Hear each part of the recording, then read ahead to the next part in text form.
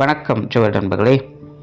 2026 March மாதம் வாக்கிய பஞ்சாங்கத்தின்படி சனி பயிற்சியானது நடக்க இருக்கிறது. அதாவது வாக்கிய பஞ்சாங்கத்தின்படி சனி மீன ராசியில் அடுத்த 2 வருட காலங்கள் சஞ்சாரம் செய்துட்டு வரும்.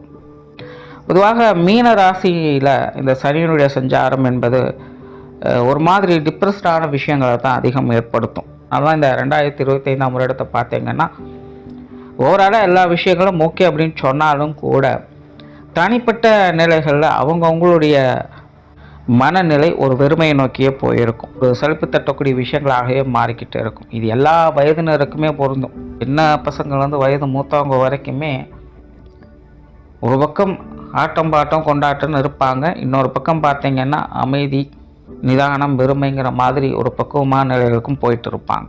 பட் முடிவென்னமோ ஒரு அமைதியான நிலையில் போய் மந்தமாக விருப்பு அற்ற நிலைகளில் இருக்கக்கூடிய அமைப்பு தான் இருந்துட்டு வரும். இந்த காலகட்டங்களில் பிரச்சனைகளுக்கு ஓய்வே இல்லை அப்படிங்கிற மாதிரி ஒன்று முடிஞ்ச இன்னொன்று அப்படிங்கிற மாதிரி தொடர்ந்து வந்து நிறைய சிக்கல்களையும் மன அலைச்சல்களையும் சோர்வையும் ஏற்படுத்திக்கிட்டே இருக்கும். இது வந்து ஜென்ரலாக மீன ராசியில் சனி வந்துருச்சு அப்படின்னாலே ஒரு டிப்ரெஸ்டான விஷயங்கள் அதிகமாகிட்டே இருக்கும். ஸோ இங்கே வந்து மற்ற கிரகங்களுடைய நிலைகள் தான் ஓரளவுக்கு நல்ல விஷயங்களை கொண்டு வந்து சேர்த்துக்கிட்டு இருக்குது. இங்கே வந்து மற்ற கிரகங்களும் பெருசாக நமக்கு சப்போர்ட் பண்ணல அப்படிங்கும்போது டோட்டலாக எல்லா விஷயங்களுமே டம்பாகி போயிருக்கும். யாருனாலையும் எதுவுமே செய்ய முடியாது. எல்லாருக்குமே ஒரு ஃப்ரஸ்ட்ரேஷனும் வெறுப்பும் அதிகமாகிக்கிட்டே இருக்கும். ஆகாத விஷயங்கள், தேவையில்லாத பழக்க வழக்கங்கள் அப்படிங்கிறது நாளுக்கு நாள் அதிகரித்து போயிட்டு இதுக்கு எண்டே இல்லையா அப்படிங்கிற மாதிரி தோண ஆரம்பிச்சிடும்.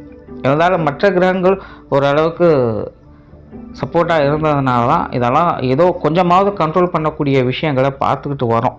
இருந்தாலும் கைமீறி நிறைய விஷயங்கள் 2025 போய் தான் இருக்குது. பட் அடுத்து வரக்கூடிய இந்த 2 வருட காலங்கள் அப்படிங்கிறது அப்படி இருக்காது. காரணம் 2026 பார்த்திங்கன்னா இந்த குரு பயிற்சி இருக்குது. குரு வந்து உச்சநிலை அடைகிறாங்க. குரு உச்சநிலை அடையக்கூடிய இந்த காலகட்டங்களில் சனிக்கும் குருவுக்கும் நவபஞ்சம யோகம் அப்படிங்கிறது ஏற்படும். இந்த யோகா அமைப்புகள் அப்படிங்கிற இந்த சனியினுடைய பாதிப்புகளை வெகுவாக குறைக்கும். சனி வந்து ஆல்ரெடி குருவினுடைய வீடான மீனராசியில் தான் இருக்காங்க. இப்போ இந்த குரு வந்து சனிக்கு 5ஆம் இடத்துல உச்சம் பெற்று தன் வீட்டையே பார்க்குறாரு. சனிக்கும் அந்த பார்வை அப்படிங்கிறது கிடைக்குது. அதனால் இந்த சனியினுடைய பாதிப்பு அப்படிங்கிறது பெருசாக இருக்காது. 2026 பிற்பகுதிகளில் இந்த பயிற்சி அப்படிங்கிறது இருக்குது. அது முற்பகுதிகளில் பார்த்திங்கன்னா சனி தன்னுடைய சொந்த நட்சத்திரத்தில் சுயசாரம் பெற்று அமைகிறாங்க. அதாவது மீன ராசியில் உத்திரட்டாதி நட்சத்திரத்தில் சஞ்சாரம் செய்துட்டு வரும். ஸோ சொந்த நட்சத்திரத்தில் சஞ்சாரம் செய்யக்கூடிய எந்த ஒரு கிரகம், சொந்த ராசியில் சஞ்சாரம் செய்யக்கூடிய எந்த கிரகம் கெடுதலை செய்யறதில்லை. வந்து நட்சத்திர ரீதியாக நற்பலன்களை கொடுத்துட்டு தான் வரும். ஸோ சனியினுடைய அடுத்து வரக்கூடிய இந்த 2 வருட காலகட்டங்கள் அப்படிங்கிறது இப்படி ஏதோ ஒரு வகையில் சனிக்கு வந்து பெரிய அளவில் கெடுப்பலன்களை கொடுக்கக்கூட நிலை அப்படிங்கிறது குறையுது. சுருக்கமாக சொல்லணும்னா சனி இனி வரக்கூடிய காலகட்டங்களில் தண்டிக்க மாட்டார், கண்டிக்க செய்வார். ஏன்னா சனியினுடைய வேலையே அதுதான். அதனால் இனி உங்களுக்கு ஒரு சான்ஸ் கொடுக்குறேன், இதுவே கடைசியாக இருக்கட்டும், இனி இந்த மாதிரி தப்பு நடக்காமல் பார்த்துக்குங்க அப்படிங்கிற மாதிரி தான் சனி செயல்பட்டு வருவாங்க. இதனால் எல்லா ராசிகளுக்குமே மாற்றங்கள் அப்படிங்கிறது கண்டிப்பாக உண்டு. எல்லாருக்குமே ஒரு படி முன்னேறக்கூடிய நிலைகள் அப்படிங்கிறது உண்டாகும். பொது வாழ்க்கையே பார்த்தீங்கன்னா இது வரைக்கும் ஏற்பட்ட ஸ்ட்ரகிள்லேருந்து வெளிவதற்கான முயற்சிகளை கடுமையாக எடுக்கும். ஏன்னா 2025 பொதுவான நிலைகளில் ஏகப்பட்ட பிரச்சனைகள் ஆயிடுச்சு. ஸோ உலகளாவிய வகையில் அது எல்லாத்தையும் சரி செய்வதற்கான வழிகள் என்ன அப்படிங்கிறத நீ பார்க்க ஆரம்பிச்சுடுவாங்க. நல்ல மலை வளம் அப்படிங்கிற இந்த காலகட்டங்களில் இருக்கும். கல்வி நிறுவனங்களில் மாற்றங்கள் அப்படிங்கிறது ஏற்படும். அதே போல் இந்த சொத்து சுகங்கள் வகையில் ஏற்ற இறக்கங்கள் அதிகமாக காணப்படும். குறிப்பாக இந்த தங்கத்தினுடைய விலை என்பது நாளுக்கு நாள் அதிகரிச்சுக்கிட்டே போகுது.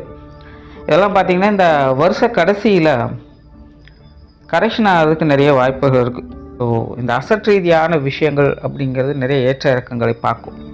ஸோ பொதுவான உலகளாவிய விஷயங்கள் அப்படிங்கிறது ஓரளவுக்கு கண்ட்ரோலாக தான் இருக்க போகுது.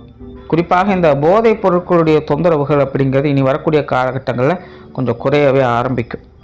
ஜோதிட ரீதியாகவும் இது எல்லா ராசிகளுக்கும் எல்லா லக்னங்களுக்குமே ஒரு மாற்றத்தை கொண்டு வரும். அடுத்த 2 வருட காலங்களுக்கு உங்களுடைய ராசி லக்னங்களுக்கு இந்த சனியனுடைய மாற்றங்கள் எப்படி இருக்குது அப்படிங்கிறத பற்றி தான் பார்க்க போகிறோம். மேஷ ராசி, மேஷ லக்னம். மேஷத்தை பொறுத்த வரைக்கும் 7 சனியானது நடந்துட்டுருக்கு. சரியானவன் உங்களுடைய ராசிக்கு 12ஆம் இடத்துல சஞ்சாரம் செய்துட்டு வர்றாங்க.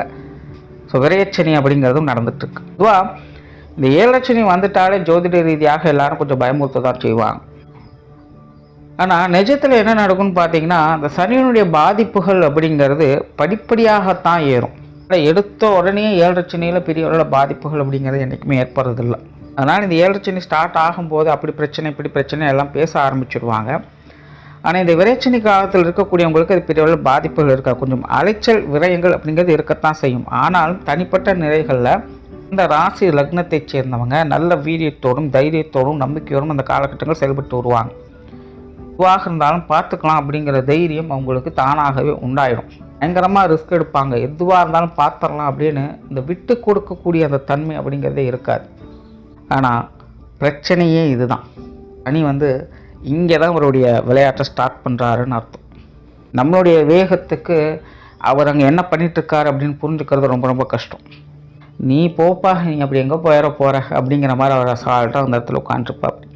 அதனால் பொதுவாகவே இந்த 7 காலத்தில் இந்த விரைச்சனி காலத்தில் தான் ஈகோ அப்படிங்கிறது எல்லாத்துக்கும் அதிகமாகும். ஸோ ஆல்ரெடி இந்த மேஷராசி மேஷ லக்னக்காரங்களாம் பார்த்தீங்கன்னா ஈகோ ஈஸியாக ட்ரிகர் ஆகக்கூடியவங்க. ராசி அதிபதிகளின் படி சனியும் செவ்வாயும் எதிரிகள்னு சொல்கிறோம். நார்மலாகவே செவ்வாய் அதிபதிகளாக கொண்டவங்க ரொம்பவுமே வீரியம் மிக்கவங்களாகத்தான் இருப்பாங்க. அவங்க யதார்த்தமாகவே ஒரு போட்டி மனப்பான்மையோடும் தைரியத்தோடும் வீரியத்தோடும் சவாலோடும் செயல்படக்கூடியவங்களாகத்தான் இருப்பாங்க. இந்த விரைச்சனி காலம் அப்படிங்கிறது இப்போ இதில் தான் விளையாட்டையே ஆரம்பிக்கும்.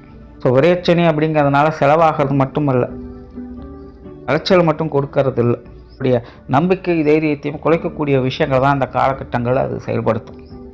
பட் அது கண்ணுக்கு தெரியாது. முதல்ல நீங்கள் செய்யப்பா அப்படின்னு விட்டுடுவாங்க. போக போக போக மெதுவாக தான் எல்லாம் நசுக்கி பிழிய ஆரம்பிக்கும். மேஷராசி மேஷ லக்னக்காரங்க அகலக்கால் வைக்காதீங்க. பேச்சில் நிதானம் தேவை. போட்டி மனப்பான்மையை அவாய்ட் பண்ணிக்கோங்க. எல்லாருக்கிட்டேயுமே ஒரு விதமான மனஸ்தாபங்கள் அப்படிங்கிறது போயிட்டு தான் இருக்கும். நியானானா அப்படிங்கிற பிரச்சனையோடு தான் அது இருந்துக்கிட்டு இருக்கும். என்ன மாதிரியான உறவுகளாக இருந்தாலும் சரி. ஆனால் அதனுடைய விளைவுகள்லாம் இப்போதைக்கு தெரியாது, போக போக தான் தெரியும். ஜென்மச்சனி பாதச்சனி நடக்கக்கூடிய காலகட்டங்களில் சப்ஜாடாக வாய் அடக்கி உட்கார வச்சுருவாங்க. இது பொதுவாக எல்லா ராசி லக்னக்காரங்களுக்கும் இந்த 7 நடக்கக்கூடிய விஷயங்கள் தான். இது மேசராசிக்கு அப்படின்னு தனியாக சொல்லலை. 7 இப்படி தான் வேலை செய்யும். ஸோ அதை புரிஞ்சுக்கோங்க. இப்போதைக்கு இந்த விரைச்சனியானது நடந்துக்கிட்டு இருக்குது. இப்போது தனிப்பட்ட நிலைகள் உங்களுக்கு இன்னும் பெருசாக பாதிப்புகள் கொடுக்க போகிறதில்ல. இன்னும் சொல்ல போனால் இப்போ தான் சவால் விட்டு பல விஷயங்களை செய்து நீங்கள் முன்னேறி வரவும் செய்வீங்க. பார்த்தியா நான் செஞ்சிட்டேன், பார்த்தியா நீங்கள் என்னமோ முடியாது, நீங்கள் ஆகாது, நீங்கள் நான் முடிச்சிட்டேன் பார்த்தீங்களா அப்படிங்கிற மாதிரி தான் விஷயங்களை கொண்டு போகும். ஆனால் இங்கே எப்போவுமே விரைச்சனி காலகட்டங்களில் மனிதர்கள் காரியத்தை ஜெயிச்சிடுவாங்க, ஆனால் மனிதர்களுடைய மனதை புண்படுத்திட்டு இருப்பாங்க. இது இயற்கையாகவே நடக்கக்கூடிய ஒரு விஷயம். சனியானவர் இங்கே காரிய வெற்றிகளை பார்க்கறதில்ல, மற்றவங்க மனிதை காயப்படுத்தாமல் இருக்கீங்களா அப்படிங்கிறத தான் பார்க்கும். ஸோ இதை மேசராசிக்காரங்க கொஞ்சம் கவனத்தில் வச்சுக்கோங்க. அதுக்கு தகுந்த மாதிரி உங்களுடைய காரியங்களையும் பார்த்துக்கோங்க. இங்கே முன்னேறி போங்க, அதில் எந்த தப்பும் இல்லை. அதுக்காக எந்த ரிஸ்க்கு வேணாலும் எடுங்க, அதுலேயும் எந்த தவறுகளும் கிடையாது. ஆனால் யாருடைய மனதும் புண்படாத மாதிரி பார்த்துக்கோங்க. புண்பட வைக்கிறது தான் இங்கே சனியினுடைய வேலையே. குறிப்பாக உறவினர்கள் நண்பர்கள் வகையில் நிறைய கான்ட்ரவர்சியான விஷயங்கள் நடந்துக்கிட்டே தான் இருக்கும். என்ன தான் பார்த்து நல்லா செஞ்சாலும் அது அவங்களுக்கும் பிடிக்காது, அவங்க செய்கிறது உங்களுக்கும் பிடிக்காது. ஆல்ரெடி மேஷராசி மேஷ லக்னக்காரங்களுக்கெல்லாம் ஒரு வருட காலமாக அப்படி தான் போய்கிட்டு இருக்குது. நம்மளை பற்றி நல்ல விதமாக பேசினவங்களும் பழகினவங்களும் கூட இப்போதைய நிலைகளில் வேண்டாம் வெறுப்பாக தான் இருந்துட்டு வர்றாங்க, பற்றும் தொடாமலும் தான் இருந்துட்டு வர்றாங்க. இதுதான் சனியினுடைய விளையாட்டு அப்படிங்கிறத பிடிச்சிக்கோங்க. அதுக்கு இடம் கொடுக்காதபடி பார்த்துக்கோங்க. அதுவே உங்களுக்கு மிகச்சிறந்த பரிகாரமாக இருக்கும்.